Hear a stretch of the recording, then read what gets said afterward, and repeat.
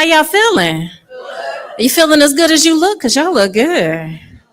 All right, wonderful, wonderful. So good to have so many of you here today. For those of you who I have not yet met, my name is Tamika Hobbs, and I have the privilege of managing this institution, the African American Research Library and Cultural Center, which has been a staple in this community for the past 22 years.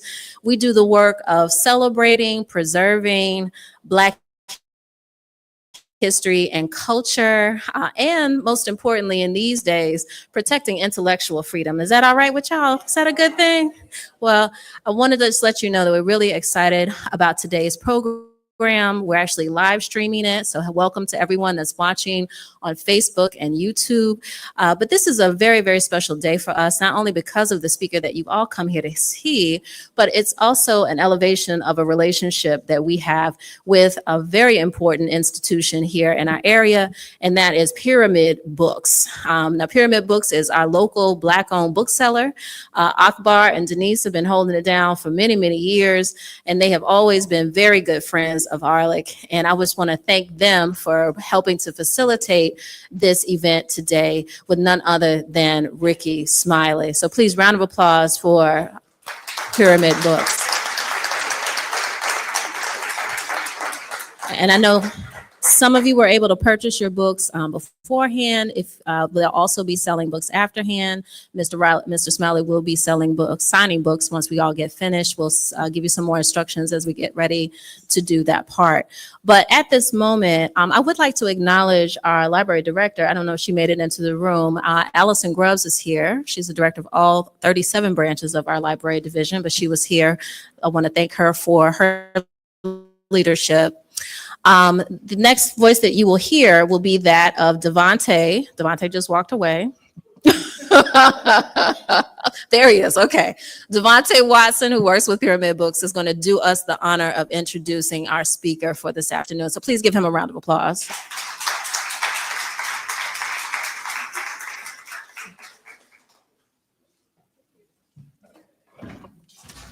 Good evening, everybody. I'm Devontae with Pyramid Books, and we celebrate Black History Month 365 days a year to teach everybody about the African diaspora. Sorry. Tonight, we are honored to host a true Renaissance man. I'm sorry, a man with the ultimate Black jobs. Comedian, radio host, and dedicated father, Rickey Smiley has spent years making us laugh. But tonight, this afternoon, he's here to share something deeper in his latest book, Sideshow. In this powerful and personal journey, Rickey opens up about the twists and turns balancing fatherhood, success, and the unexpected challenges that come with it. My personal takeaway from Sideshow: the hardest parts of life isn't surviving the punches, but keeping your heart open through it all, especially for ones you love the most. As a father, Rickey shows us the heart and soul behind the laughter, and his book captures that beautifully. After tonight's discussion, you'll have the chance to take home your own copy, or 5, of Sideshow, available at Pyramid Books right outside, or if you're watching online at pyramidbooks.com. And don't forget, Rickey will be smiling the book after tonight's discussion. Without further ado, can we please bring up the icon, Rickey Smiley? Everybody give him a round of applause.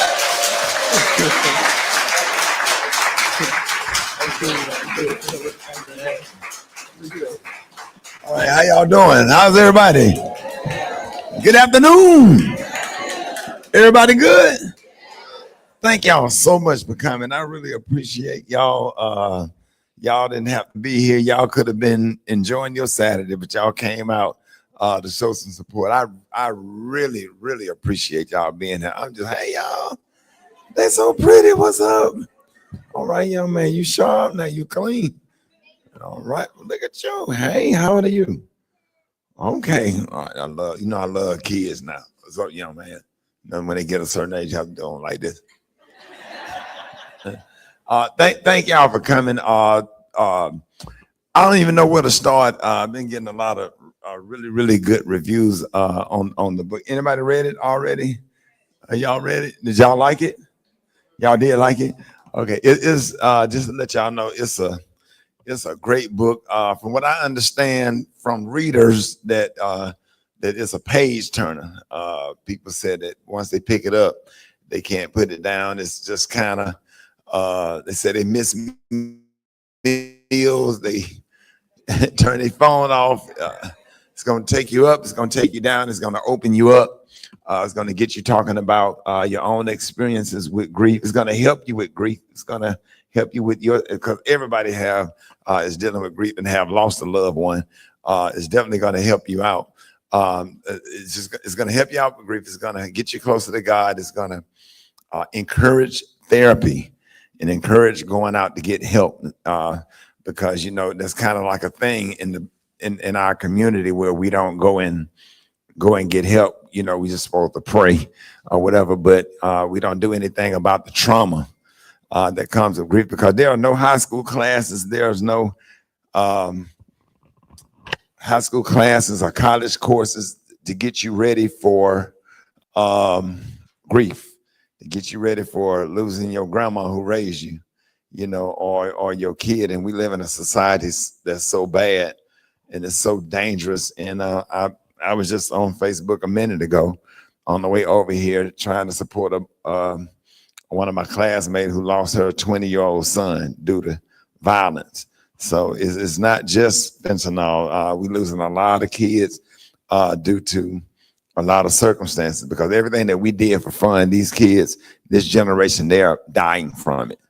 And we're living in some real dangerous times and stuff. And just the trauma that comes with having to bury your loved one, bury your child, your loved one. It's just so much trauma, and you forever change. You never be the same person. I'm not the same.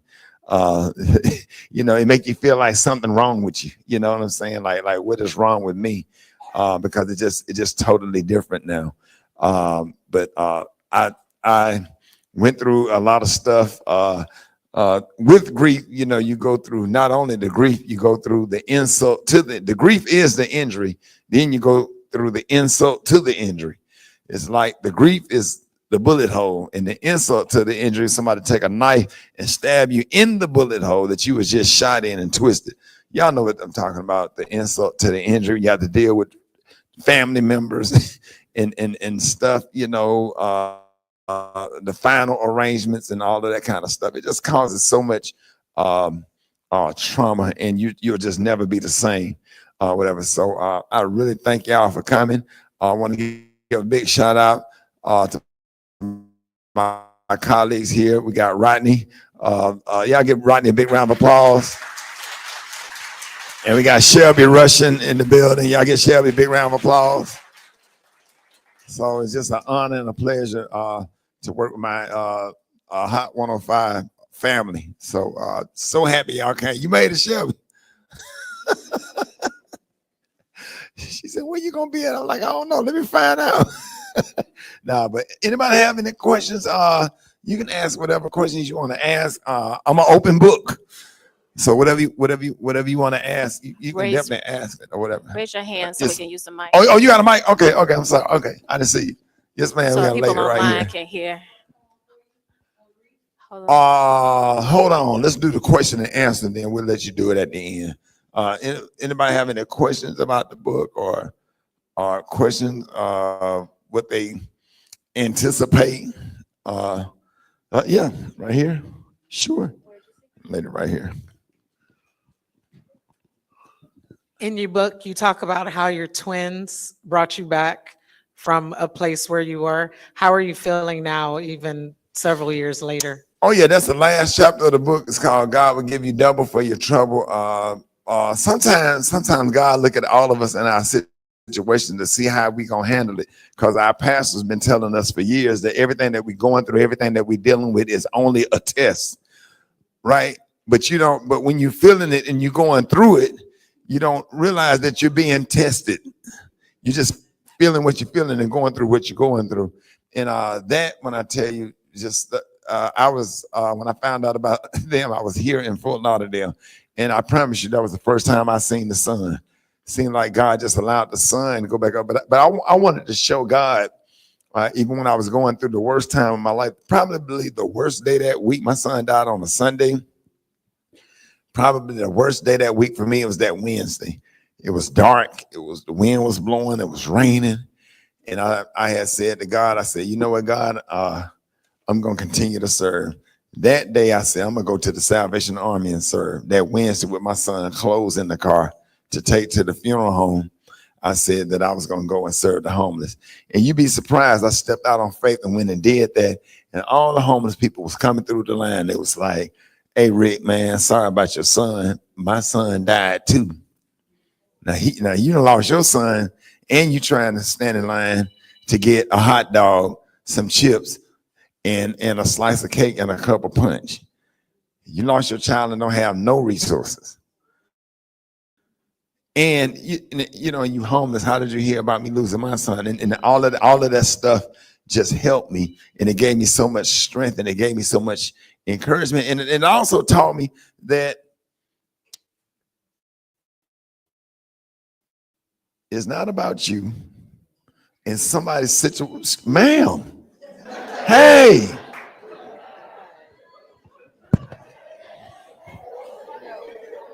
Who phone is that?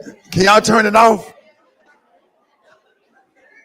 I ain't gonna stand up here and act like I don't hear it. Put it on vibrate, get your grandchildren, get to the grandbaby, text the grandbaby, ask them how to, text the grandbaby, ask the grandbaby how to put it on vibrate. Yeah, fix it, Jesus. Like my pastor, my God. she didn't know how to send a voicemail. She's scared. I'm just messing with you, man. I'm not being me. I'm a comic. I'm a comic. Don't pay me don't take it personal. Don't pay me no attention. But that was a real test right there. I wanted to show God, and I felt like the answer to your question. I felt like that was a reward from God for showing God that I was faithful in the midst of my trials and tribulations. Because that was a terrible time. I was by myself, and I was driving, and trucks was passing me, blowing that water up on my windshield. I couldn't see. I thought I was going to die myself on the way to the funeral home. Then I was at the funeral home, and they got to shooting outside when we was trying to make arrangements. It was terrible. And I was like, what is really going on? And that Wednesday, I'll never forget it. It was darker than the day I found out, because you starting to really feel it. It's starting to sink in, so that happened. But God is faithful and stuff, and he's still good. Who had another question? Oh, yes, ma'am. Rickey, You can state your name too. Tell everybody who you are.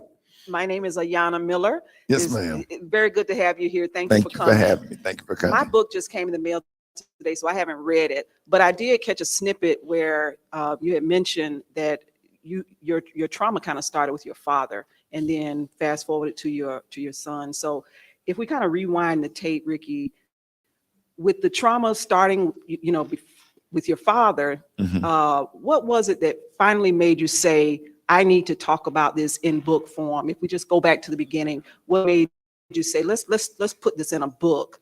What was on your mind, and what was it that you really wanted to give to the community through the book, if you're able to talk about that? Yeah, one of the things was being a public figure and being on the radio every morning, being a stand-up comic and an actor. It was a good idea to put it in the book because people want to know. People wake up and listen to our morning show and drive to work every day, and you could, you hear me on the radio laughing or whatever, but there's a sense like, what are you feeling? What are you dealing with? What are you going through? These are things that you can't talk about on the radio, because on the radio, you only get 3.5 or 3 minutes, or what is Shelby, 2 minutes for a break. You can't really break down and talk about how you feel and what you're going through. All these people coming out to see you perform, coming out to support you, and they have no idea some of the depth of, what you're dealing with, what you're going through. And I thought it would help. I said, I have to find a way to help people who's going through the same thing with my story. And I hope that my story will open people up to, because a lot of people said that it's actually been helping them. And on this book tour, I've been meeting people that have gone through worse, and it has just really put it in a perspective for me. How do I get gratitude for my son's death? I've been getting gratitude. My son was 32 years old. I met a couple in New Orleans that lost their 2-year-old that drowned, and they came to a book signing just like y'all did today to get a book, just to find some kind of comfort. A book. And they sit over there 38, 39 years old, wiping tears the whole time I'm standing on stage talking to them in New Orleans like I'm talking to y'all now or whatever. They didn't get to see their kid get on the school bus. You see what I'm saying? They didn't get to go to the kindergarten graduation. They didn't get to middle school graduation, high school graduation. They didn't get to drop their son off in college. I dropped my son off at Alabama State, went in there and decorated his room and everything. They didn't get to do that. So right when you start, thinking about yourself or whatever, somebody else has suffered work. The week after my son died, found out on Facebook that a lady lost both of her sons and didn't have resources to bury them. I had 2 sons.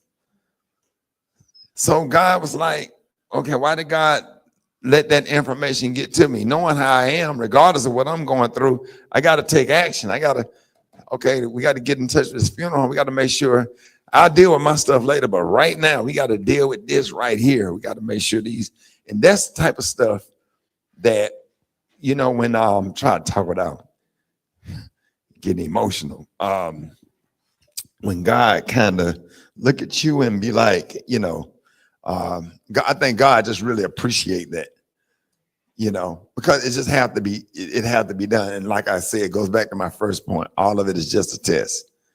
It's just a test. And when you're going through it, and I think that I really do believe that he give you double for your trouble, but when you're going through the worst time of your life, you just have to trust him. Good afternoon, everyone. My name is Chantrell Holiday. I was invited by a dear friend of mine, sister friend. We've been friends 40 years. So sister, my daughter was murdered on July 8th of this year, about a mile away from where we are now. How old is she?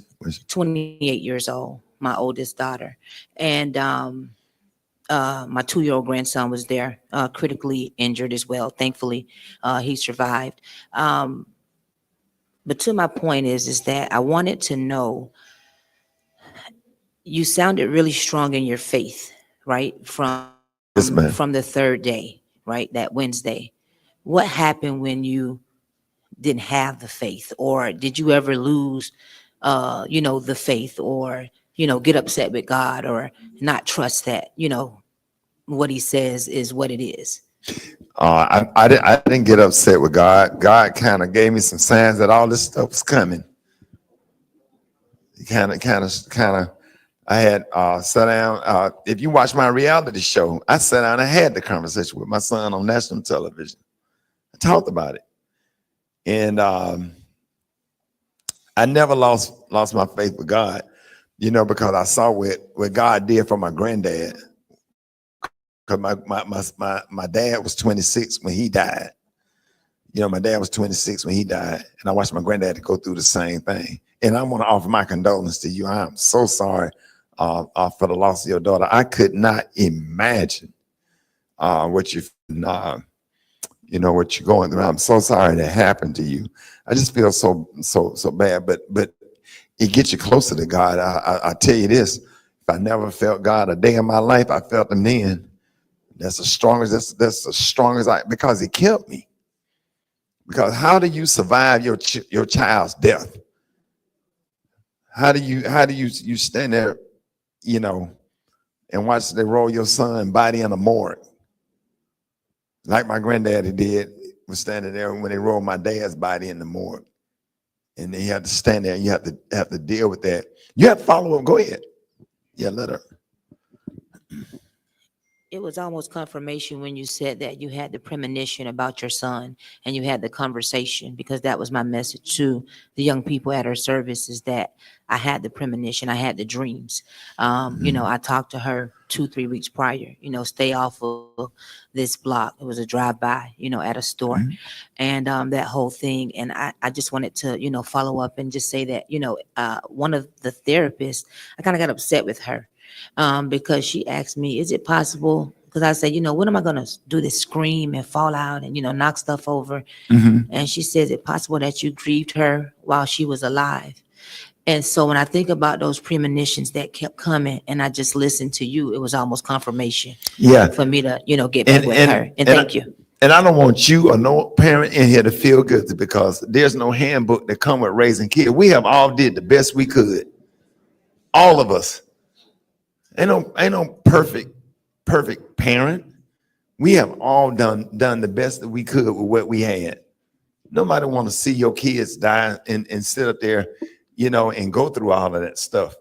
I talked to him. I had to distance myself from him because I poured so many resources into him. I had other kids to raise. I did everything I was supposed to do.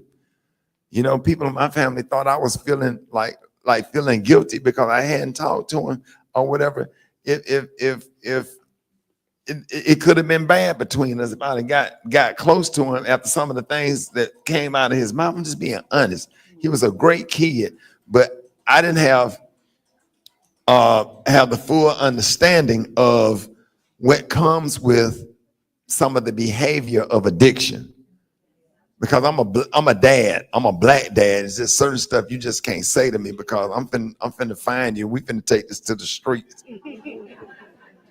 Because I didn't just pay child support. I went to court and got legal custody.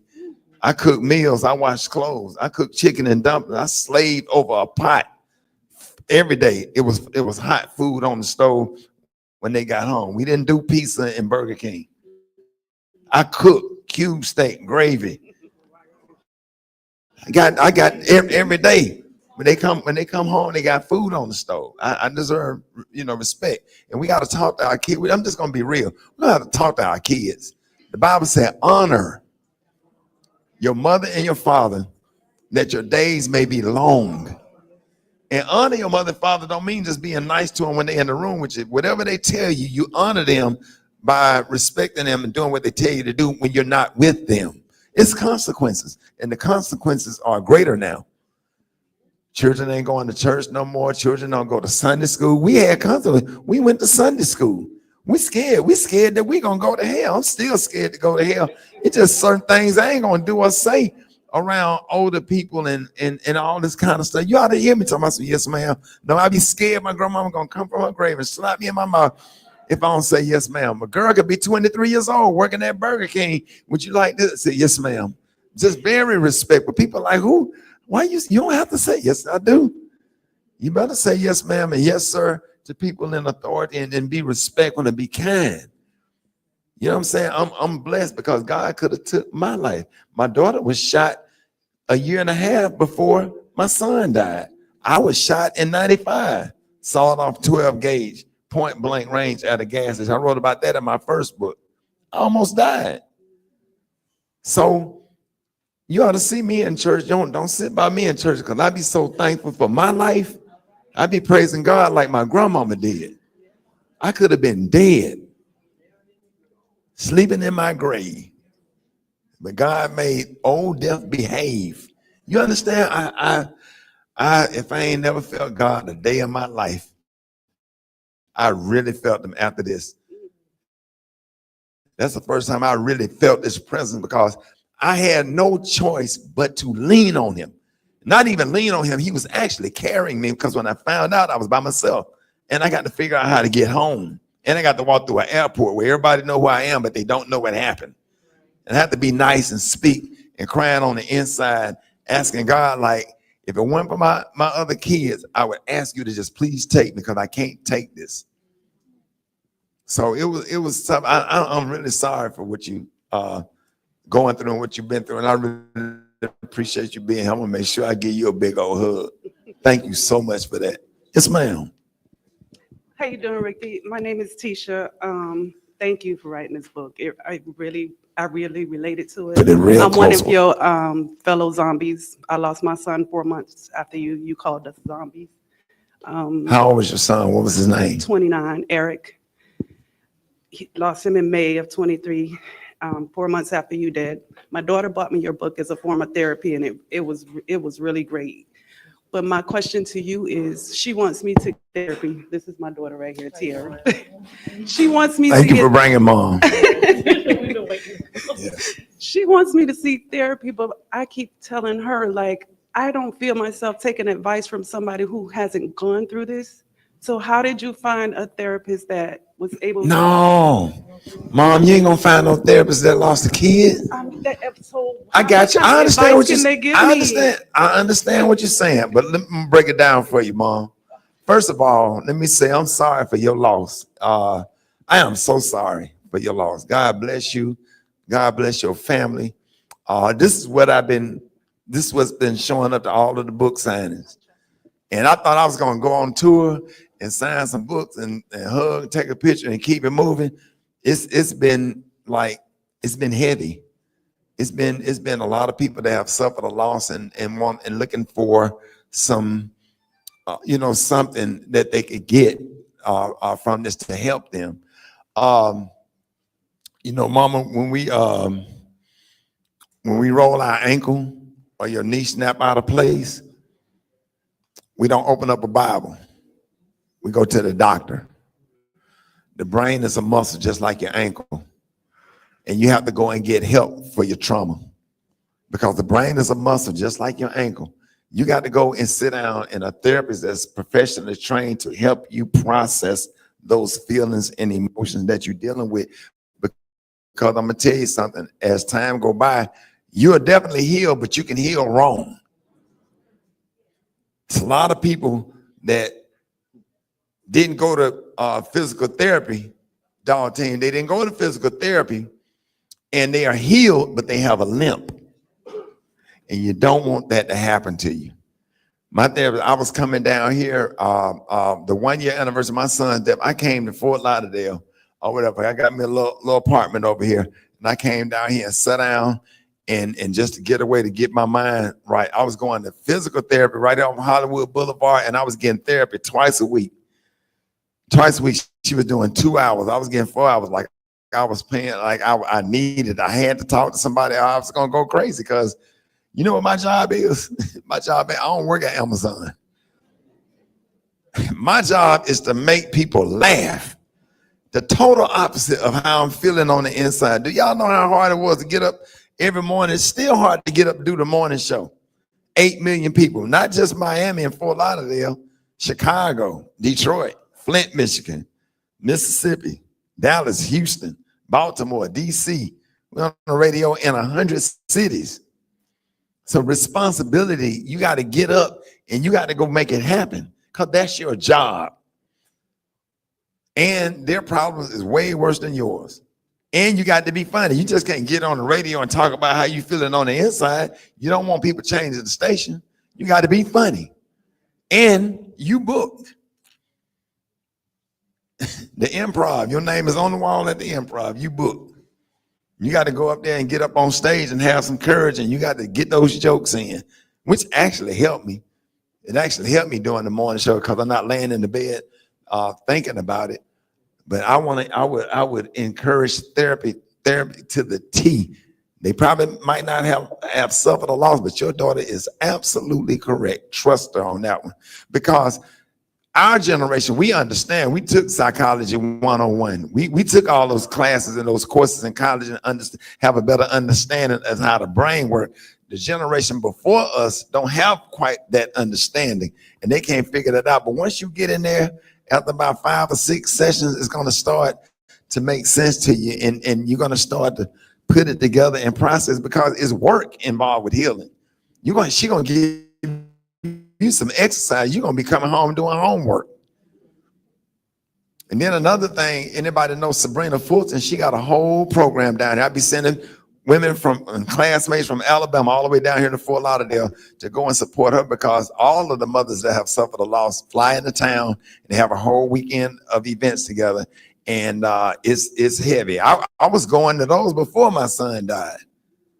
I was already going. She said, okay, you sure you want to come in here? And I went in, I would go in there and I would sit on the side and sit on the floor and just cry. And never had no idea I was getting ready to go through the same thing. She said, it's going to be heavy. She said, just come on in and sit down and get around the support system and get in that therapy. I highly recommend it. You can pray. God created therapists for us. God put all these therapists through school where they can educate themselves or whatever, and he had them available for us.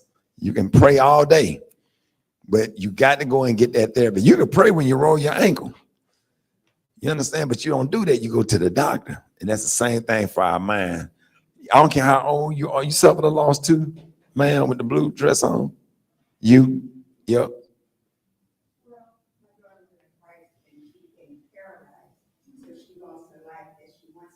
Yes, ma'am. Because I was looking at your facial x-ray. I pay attention. I knew something was wrong. Yeah, I knew something was wrong. You ain't crying for nothing. Yeah, I knew something had happened. You know, I'm glad she's still living. But I was saying that go for, you know, for you also. Go and sit down and have a conversation, because you can't be a help to your other kids if you ain't right. See, I got to have myself set up because I got a 23-year-old son that's in grad school. I got a 23-year-old daughter. I got a 27-year-old daughter that's having a real hard time with it or whatever. We almost lost her after Brandon. She came up missing. I'm in the backyard thinking I'm finna go through this all over again just a couple of months later. Like what? We're private investigator involved. It was a whole situation. I wrote about it. So you be encouraged and you get on down there and find you a good therapist and do the work. I promise you'll thank me later. It'll help you. Don't worry about, because if you talk to somebody that has suffered a loss, but they haven't been to therapy, that's like two people with a broke leg trying to help each other walk. You know what I'm saying? And I'm so sorry that happened to you, but go make that happen. Go make that happen. And thank you for asking that. That's so important. Mr. Smiley. How you doing, man? I'm good. How you doing, Von Howard? Thank you for your strength. Yes, sir. Thank you for the strength of those that are in here. With that strength,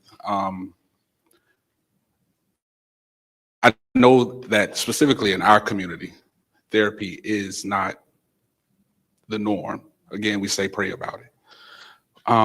With utilizing your platform, and I heard what you spoke about earlier, as it relates to not having enough time.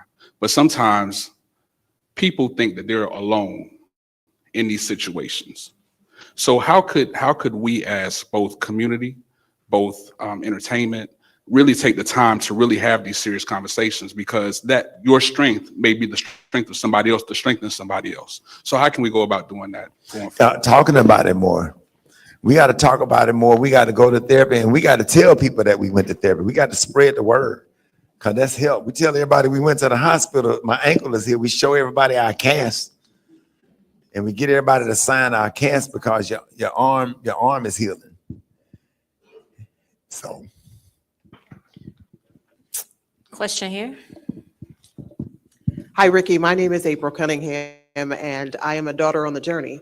My grief is a little bit different. I lost my mother. Well, I didn't lose her. She died. That real conversation that we're having, grief doesn't know any bounds. It doesn't know any names. When it shows up, and it shows up regularly, when you hear a song, when you smell something, when you go by the grocery store, what suggestions would you have when those come up? I just recently wrote a book with 10 other women about mothers, and it's called Daughters on the Journey, a tribute to our mothers as we tell our stories, healing by helping. And I believe that you said that it's an opportunity for us to share our stories so that people understand that they are not alone, that they are walking with other individuals that have the same experience. But when those random moments show up, what do you do? Cry. Go in a corner. I remember my granddad used to go in there and let that toilet seat down and get on his knees like he was praying And I would sit outside on the back on the floor in the hallway and listen to my granddaddy in there cried up. And he never knew it. But when you cry, and this is what my mom, this goes back, this is what my therapist helped me with. Because you cry like, no, I'm good. I ain't gonna, I'm straight. I don't want to get upset. No, if I cry, I'll go into a spiral and no, I'm good. And then you try to keep working. Because guess what? You got to go to work Monday. The funeral Saturday, right? Monday, you got to go to work. You got to deal with all these other people and customer service and dealing with the public and all that stuff. You got to go somewhere and get on, I lay it on the floor and tears and snot in the carpet in my closet. I got a third step going down into my kitchen that I would sit on and just let it out. Like when them funeral directors say, when the flowers have withered and when the calls stop coming in and when the condolences go away and everybody going on to their life, and you stuck in that house by yourself to process and think about what you have experienced and what you went through, man, I can probably walk in my house and see the screams and the cries in the walls that's embedded in the paint. How many times I sat on that step and cried it out? How many times I said, all right, y'all, 15 after the hour, Rickey Smiley morning show, and hit that button and bag that chair up and lay on the floor and just cry. Then come back up. All right, y'all, 15. We're gonna be talking about such and such. Like I had to go through it, but I would cry and just flush it out. Because when you cry, it's like popping the cap off of a pressure cooker to release the steam. Because if you don't release the steam off a pressure cooker, it'll explode. And you just have to cry. You have to ask God to help you. You know, that's when you lean mostly on God and just asking to help you.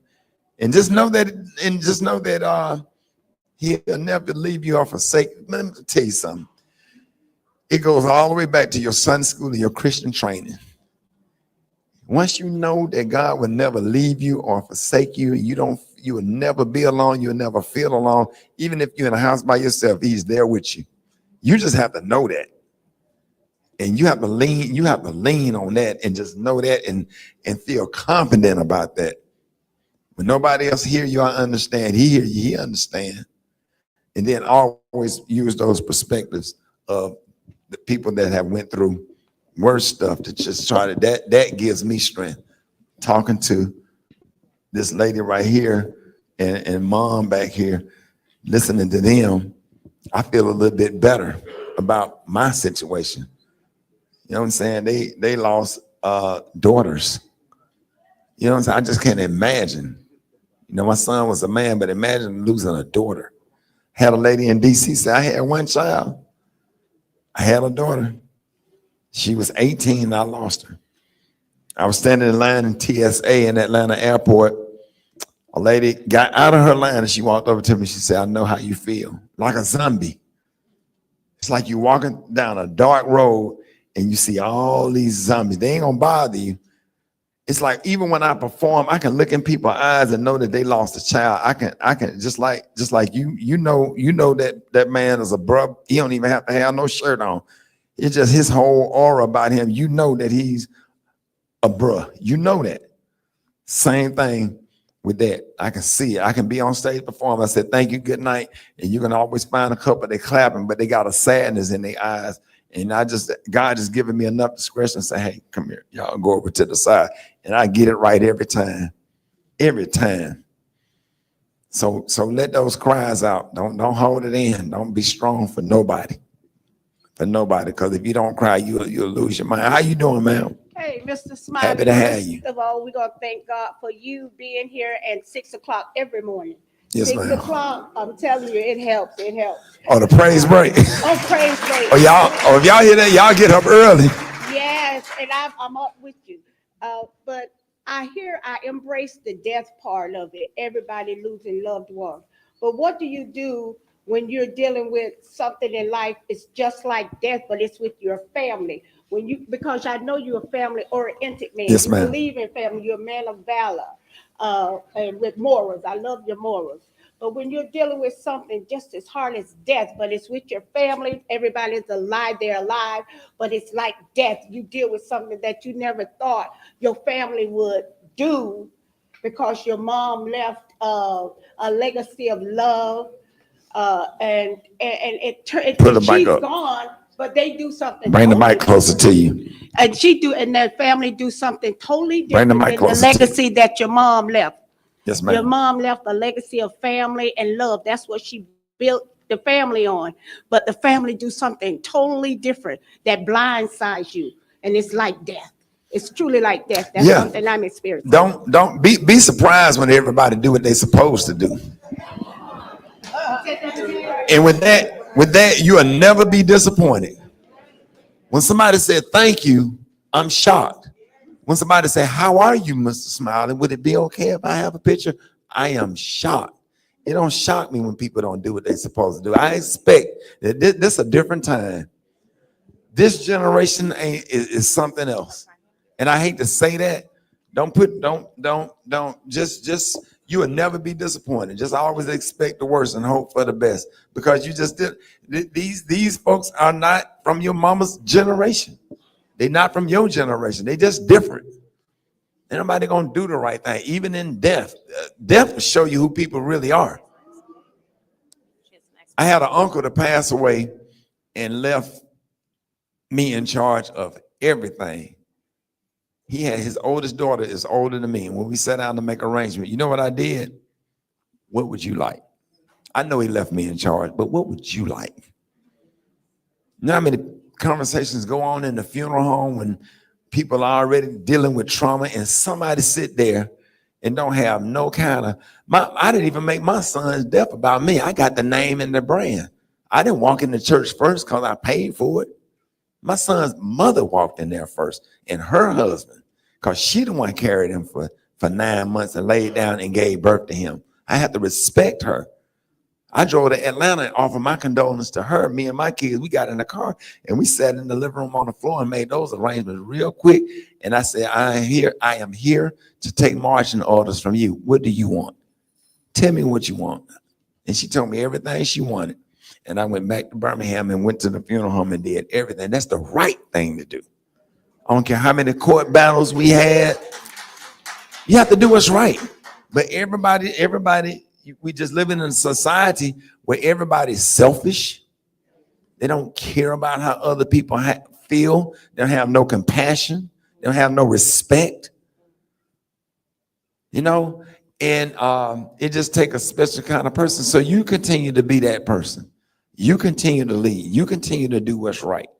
And then the ones that cause drama and they don't bring peace to your life, cut them off. Cut them off. You might not be able to have a family reunion. You might have to start your own family reunion. You might have to get with this lady right here, some of the people you done met in here today, mixed with a couple of cousins, mixed with 2 church members, somebody at your job, and put you together your own little family, because those are all of the people that you comfortable around. Because whoever said blood is thicker than water is the biggest lie ever been told. Because your family, they are the worst. We running up behind Auntie Jackie, but we disregard the lady that worked at the information desk at the VA hospital who always giving you a word of encouragement or giving you a card or telling you how much she loves you and she appreciates you. We disregard people like that, trying to be something to somebody that don't want to be nothing to you. So when you're going through death and grief and having a bad experience, you got to find peace among family members. I got family members, I got some blood relatives that I have not seen in years because I cut them off and I don't plan to see them. And if they go, I know how to slide to the funeral home when in the afternoon when ain't nobody there and sign that book and get the hell on. I don't have to be bothered with that. I'm going through grief. I'm going through some. I don't have time for that. I got more years behind me than I do in front of me. I'm just trying to find peaceful people. And most of the people that's in my life, they are not blood related to me. Isn't that something? Most of the people that are in my life are not blood related to me. Those are my, that's my nephew right there against the wall. That's Craig. Craig, I raised Craig. I had Craig since he was 6 years old. He lived down here in Florida. We are not blood related. But boy, he'll get on a plane and come home and fix something and come to the house and cut the grass and anything you need, pick up the twins, babysit and do everything. A big help. That young lady over there, that's Melissa. Up against the wall.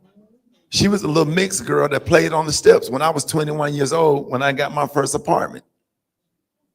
Much respect. Aunt, I love you. She don't have no mother. She don't have no grandparents. She don't have no aunts, no uncles. She don't have nobody but me. Move both of them down here. They both got a job. She's a chef. He's working at a marina. They're both successful. Help them go through school or whatever. And we decided that we was gonna meet up today and we're gonna go out to dinner. When I come down here, that's who I'm with. That's just what it is. I created my own family. And they love me and they respect me. And they're not gonna get out of bounds with me. I went through stuff with him or whatever. Went through stuff with Craig, but he grew out of that stuff and he's doing real good for himself. I'm real proud of him. And so that to answer your question, just pick and rent you a room about this big right here. This big right here. Come up with a little name. Go get y'all the such and such crew. And y'all can rent a little room and have y'all a little dinner and have y'all some fun. And that's who you be with. Some of us are unable to be with some of these folks. Some of these folks are toxic and they need therapy themselves. Go get the help that you need and help yourself. Build you a team. And that's who you spend the rest of your life with. And you'll thank me later. Yes, ma'am. Thank you for asking that. Yes, ma'am. How you doing? I'm good. Thank you. My name is Teresa. That's my niece, Chantrell, the one I had just spoke. Yes, ma'am. She brought me out today. I lost my son he committed suicide in How old was he? 2014. He was 26 years old. 26? Yes, he was like a brother because I had him at age 16. So we grew together. He helped me with the other 3 siblings. And with that being said, I lost my brother 30 days later. But let's fast forward. I mean, I've lost everyone besides her sister. I'm not trying to get emotional. And just 2 days ago, I'm a mentor, and I lost my mentee, a good friend of mine I have been with for friends with for 40 years. He died Tuesday, and get on his way coming home from where he were. And I said all that to say this. I wasn't able to grieve because I lost my oldest niece first. Then I lost my father behind that. Then I lost my oldest niece's son that was 17 years old getting ready to graduate. This all took place in 2006 and 8. I took a little short briefing. Then my son committed suicide. And my brother that had living with me died 30 days later. That was living in my home. He was like 58 years old. Then I turned around and lost my mom. And then I lost her, which is my great niece that passed away from the brutal shooting down the street. Then I lost my uncle right behind it, my mom's only brother, like a month later, all this year. Then I turn around and I lose a 40-year friend 2 days ago. And people, they always ask me, how you're so strong. And I say the words, I'm built for this. I mean, I think I've lost everything. The only thing I haven't seen was the wind. That's my little saying. And then to get a call this morning, out the blue, from my niece, which is my second oldest one. She said, I want you to get dressed. I want to take you somewhere. She didn't tell me where she was bringing me. And for me to come in a setting like this and to hear you, because I'm out Uber eating, I have my career and stuff too, but I'm always listening to you. Oh, there go Rickey Smiley. You got something to tell us today. And to be in your presence and hear your testimony and how your walk of life it strengthened me today to know that God is really real. And the things you're saying, I'm basically a woman image of that. So when it comes to losses, we just still trust God. And we don't know, like he said, he'll take you places and give you signs and wonders and let you know that he's real and he never leave or forsake us. We just get that mindset, listening to people that haven't even thought about God or experienced anything to tell you about, like you say, cry. He said his God is the strength. We even Mary wept. It's okay to cry. And it's okay to, like he said, to do whatever it is to get you through whatever you're going through. Yeah, but make sure you get in therapy to process all that, because that's And a lot. I never went to therapy. Yeah, but just make sure you get in therapy so Hearing you saying it. you can yes. process, because that's a lot of trauma. Yes. You know what I'm saying? You're strong and all of that is fine. Yeah, get in there and get the help that you need. I'm sorry that happened to your son. Yeah, my dad was 26 when he died. I am so sorry that you been going through all of that. God bless you. And I'm really gonna be praying for you. I know I'm gonna get a big hug from you later on. God bless you. Are you okay? Yes. Okay. Is there any therapists in here? Anybody have access? Ma'am? You about to? Okay, you make sure you connect. So once you get everything you need, you can connect with some of these people, because people gonna really need some help. You said who else? Go ahead. She's a therapist too. She raised her Where? hand. And Oh, come on. You want to say something? let me bring. You're a therapist. We need you. Come on. You sitting right here. You ain't helping us. Yes, ma'am. I don't want to be emotional either, but especially for the young lady that was saying that she didn't want to go to someone who was not going through what she went through. I think sometimes if you go to someone who knows exactly what you're trying to say, they can be as objective as you would want them to be. And always feel free to go to more than one person. If you don't feel comfortable with me, you need to step it and go somewhere else, because I may not be the person that you're looking for or that you actually need. I truly believe in God, and I don't care what anybody say. Pray first. Pray first. Believe. Have the faith. Step out on it. But we're here for a reason. God trained us to.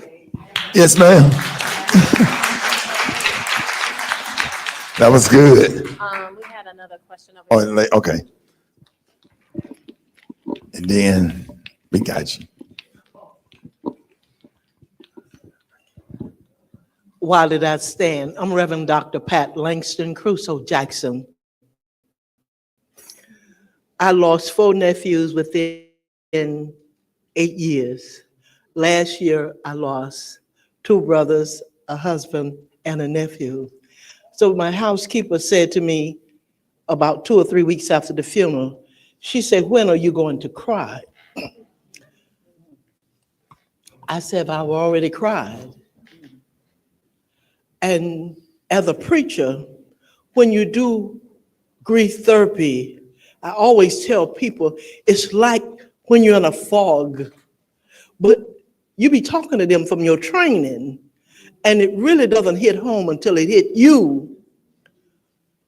12 days after my husband died, I was on the highway and my brother passed.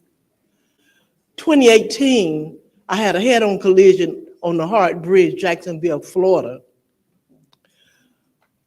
The driver always get killed in bad head-on collisions, but my friend of 40 years got killed in my car.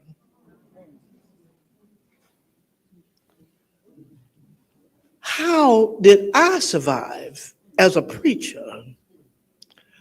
I know that earth has no sorrow that heaven cannot heal. Who was my counselor? My daughter was my counselor because she had done the therapy for 3 solid years. When her husband of 15 years died at 55, all of a sudden, I was on Alligator Alley. And talking about family, I called one sister, said, "Could you go there till I get there. I'm too busy. I'm too busy. But I called Reverend Henry Elmo Green Jr., my pastor. He never left my side. During all of my trauma and my issues, he never left my side. And every year, I preach 2 or 3 memorial services, and I let them know that God sits high and he looks low, because many times our people get mad and stop going to church. But you have to have that foundation. You got to have it. So anyone here tonight don't go to church, you need to start going to church, because you need the fellowship. What a fellowship. What a joy divine. My President Shaw here, she never left. We talk 2 or 3 times a day sometime. I got other people in my church family that calls me constantly and see if I'm all right. I have a prayer partner in Miami that calls me. So we have to make these relationships before tragedy knocks on our door. We need a solid rock. And in times like these, we need an anchor. And if we don't have an anchor, we just drift away. I would like to tell each and every one of you, I didn't know it was going to be this type of setting when I said to her, I'll go, because the word Smiley, he said during the COVID, if you don't want to get COVID, if you want to get COVID or something, how you go to Walmart. So I don't go to Walmart today.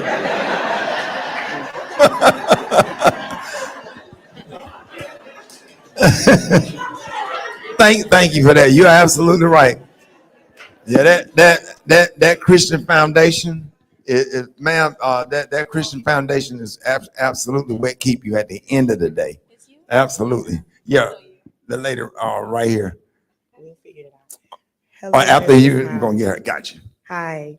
I'm here because I wanted to bring my sister-in-law, so I'm coming on her behalf. My nephew last year, August, killed my grandnephew, killed my nephew here in Pembroke. And my sister-in-law is not the same. And my sister-in-law is like next to Jesus. And it's like, now that this has happened, I mean, she can't stop crying. She can't stop crying. And you don't know what to say. You just don't say nothing. You just let her cry. And I even suggested her that we could go to counseling if I even had to go with her. And just like you said earlier, when you and I come here, I'm good. And that's what her favorite word. I'm good. I'm good. But it's no way you could be good with everything reminds you of them. We just had the Thanksgiving thing at the house. And my whole concern, everybody was worried about her because when it's like you walking on eggshells because you scared she getting ready to burst out and start crying. And you can't tell people how to feel. And yeah, you should say, oh, time to heal, all things. But that's easier said than done, especially when that's your only child. So what do you do? What do you do when it comes to a relative? And you know how they used to be, and now it's like from a 10, they at a 1 the whole time. Yeah, I mean, you just have to keep encouraging them to pray for them, talk to them when you can. And then sometimes it can get too much for you if you're going through something. You can only do so much of that. And then sometimes you have to back off and just pray for them, because sometimes those burdens get heavy for you to carry when you're carrying your own burdens. Listening on the phone and talking on the phone for hours and hours. Everybody different. Like, you could talk to me. I can have a problem. You can talk to me 15, 20 minutes. I'm good. But some people, man, you might have to talk to them every day, all day. And some people everybody don't receive stuff the same. And some people need this much, and some people need this much. But the question becomes, do you have this much to give? And once you feel like you out of gas or whatever, you have to give them some advice and say, hey, here's some help over here, and you got to go and heal yourself, or just give yourself a break. And the only thing we all can do is just the best we can. We care or whatever, but you just have to do the best you can. Yeah, you can only do so much. Yes, ma'am. Hey, Ricky. Thank you for coming. My name is Tiffany, and I want to just get thanks to my little 10-year-old cousin. He wanted to come here today. He wanted to see you. And What's up, man? I didn't know what I was walking Nice to into. meet you. I didn't know what I was walking into. 5 years ago, I lost my mom. My sister was murdered, and my husband within a year time. To this day, the guy's in jail, but we're still facing a trial. So when I go to court, I still have to face this guy. And when I face him, it's like, it brings up memories of my sister, that this guy took my sister's life. I know some people always say, I want them to catch the person, catch the person. When they catch this person, you have to face this person. And it's hard. I just don't know how to get past it. And it's been 5 years this month that my sister has been murdered, where he stabbed my sister and left her in the house 5 years, 5 days before Christmas. So it's like even the holidays is not the same. Because every time Christmas rolls around, I think about my sister constantly, how he just left her in the house dead. And we had to get a phone call. That's one of the things that I was talking. You heard what she said? That's what I'm talking about. That's how I end up. I don't have to go to court. I don't have to go to court face. I didn't have to go to the morgue and see bullet holes in my child. That's what I'm talking about in the book. The insult to the injury. The injury is the loss, and now you got to go to court to face a person who I couldn't imagine. I couldn't imagine got to go to court facing a boyfriend that murdered her, and then have you getting ready to go to court, right?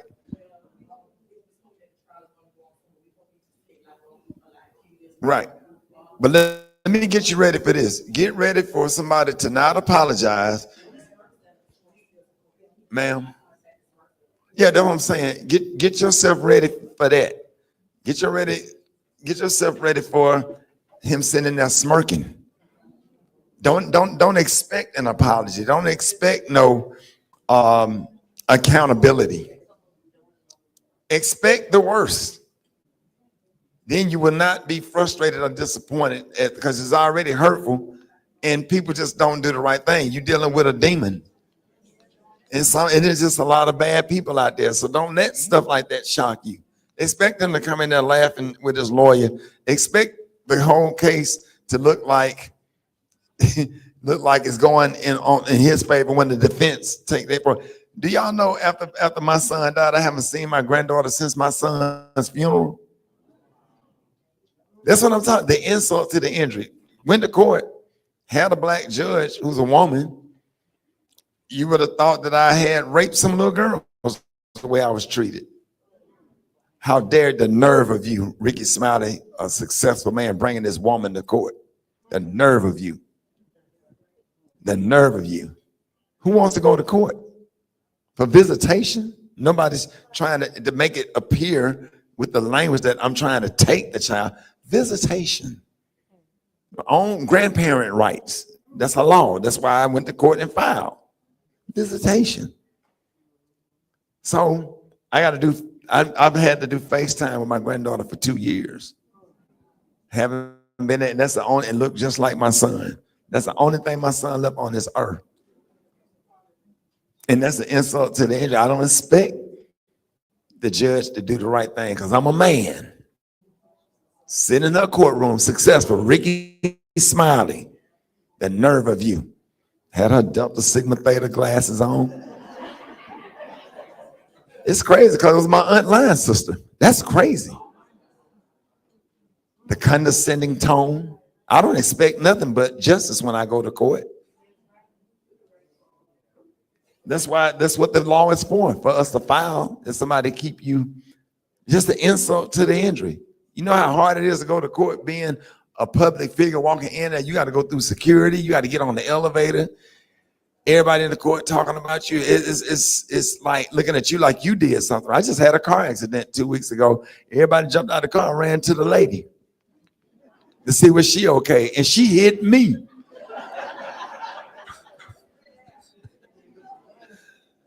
But I wasn't surprised.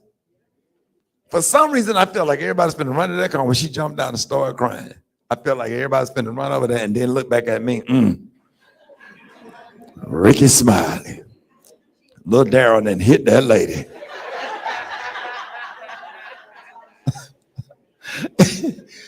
you know what I'm saying? I just have to persevere. I just have to deal with the stuff. And it's a long, we went to court. And the judge had the case three going on 4 months now, haven't made a decision.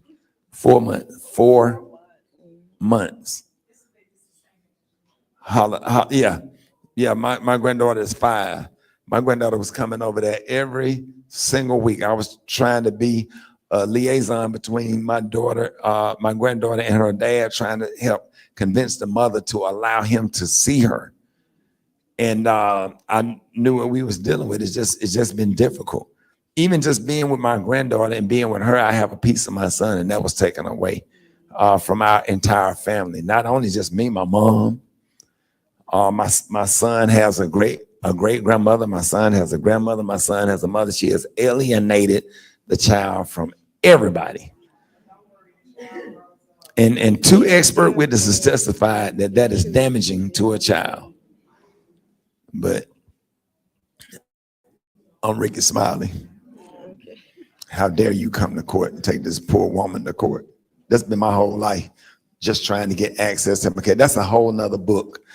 But that's the insult to the injury. That with the death, that's what I'm dealing with right now. Every day you're waking up with butterflies in your stomach, don't know if you're gonna see your granddaughter again. When my dad died, if it weren't for my grandparents, I wouldn't be here.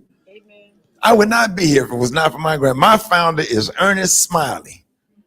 Ernest Lee Smiley taught me everything I know. It's the main reason I am who I am.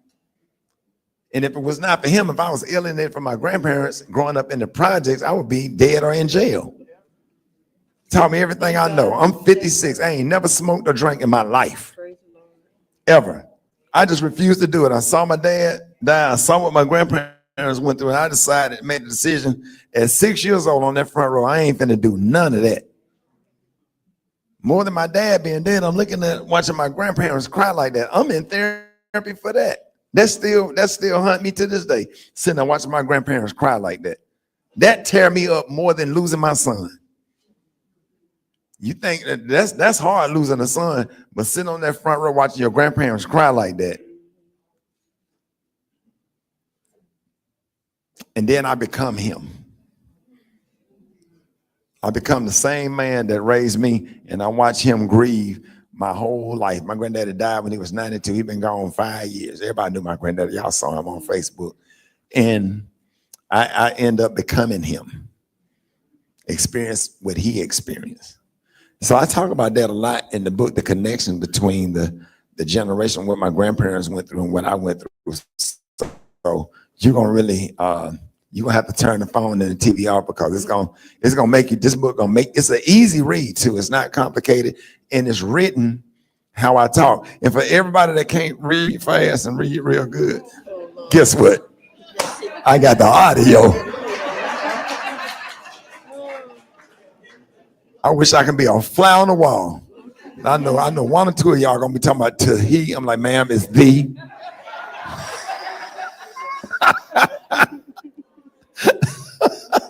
So yeah, but thank y'all so much for sharing, and thank y'all for coming.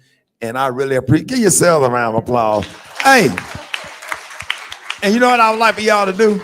Because I go all over the country, it's hard for me to keep up with everybody because I've been on a real book tour. So I want y'all, I'm begging y'all, I'm asking you to love on the ones that have suffered a loss, and let's see if we can connect them to someone that can help them. If you have lost a child or a mother, or you going through a deep grief process, could you please stand up so we can see who you are? Try that where we can figure out in the room. So I want y'all to love on these people, and I want y'all to figure out, for us to figure out what can we do to help you and to get you the help that you need. Even if I have to, hey, let me tell you something. I'm down here a lot. I live down here half the time. I live in Birmingham and I live in Hollywood half the time. I go back and forth to clear my mind. But if we have to come here and do a group session and get a therapist, let me tell you what I did do. This is what I did do. Here's a good idea. I had a therapist come to the house. I set up chairs just like this, Spirit, and she set up a board, and we did a therapy session for the whole family. We did that Easter weekend, and we had a bunch of tissue, and we talked it out, and we cried it out, and she gave us some helpful exercises. So as far as everybody in your family that want help and want to grow and want to heal and want to learn, call them. Put them in a room, turn the whole living room into a little auditorium, and let. Yes, ma'am. Mm-hmm.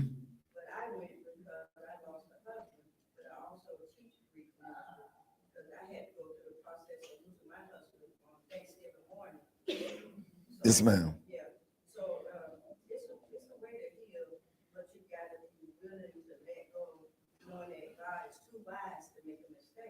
Mm-hmm. Even though it's painful, some people grieve differently, but I always hear my husband say, you gotta be strong. But, you know, you hold on to those memories. Right. And God left you here for a reason. Sure. And so you gotta do this journey. Yeah. And then you can tell others about the love of Christ. Right. Grace and mercy every day. Yes, ma'am. And I want y'all to know, if you're not cursed. You understand? You're not cursed. We get, our grandparents went through this too. But we only think everything started with our grandparents or great grandparents because that's all we seen. They had grandparents also. My grandmother had a mother, and my grandmother's mother had a mother. And you wonder how Big Mama got in there and cooked all that food on Thanksgiving and did what she did or whatever. And now I understand it all. They did it. So we have become them. Some of this stuff is just a cycle of life. You are not cursed. It's just, some of it is just a cycle of life, and some of it is just bad activities going on all over the country. So we just got to stay prayed up and go get the help we need. And I am so excited to sign y'all book. Give yourselves a round of applause. And make sure y'all love on these people. Another round of applause, please, for Mr. Smiley. All right, so Devon is going to take you to your signing space. I need everyone else in this room, if you would please do me the favor of staying in place, because I got to get a room full of people safely through that little door. So we're going to need to do this in an orderly fashion. So Mr. Smiley is going to go in the next room and be stationed. For the rest of you, I'm going to release you one row at a time. You can, once you go into the other room, you could either do one or two things. If you have your book already, you can get in line and have it signed by Mr. Smiley. If you want to purchase a book, the folks from Pyramid Books are set up and they will sell you a book, and then you can get in line to have your book signed. So I'm going to ask at this time, everyone around the perimeter of the room, the folks sitting here, and around the back, if you would go ahead and exit. Let's let them exit. Let's do